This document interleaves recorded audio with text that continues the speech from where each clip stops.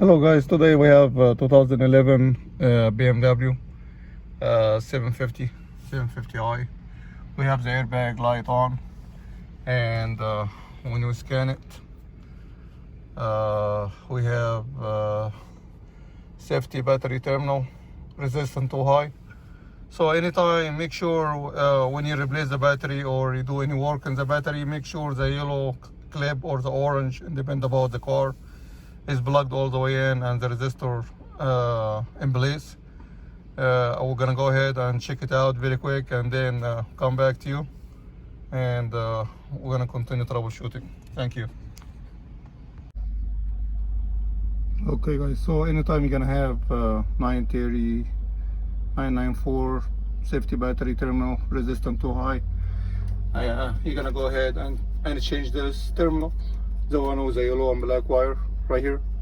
Anytime you're gonna get a hit, or you're gonna get hit in the parking lot, or have an accident, or any issue with it, this will disconnect the terminal, and you're gonna have any other issue with the electric system.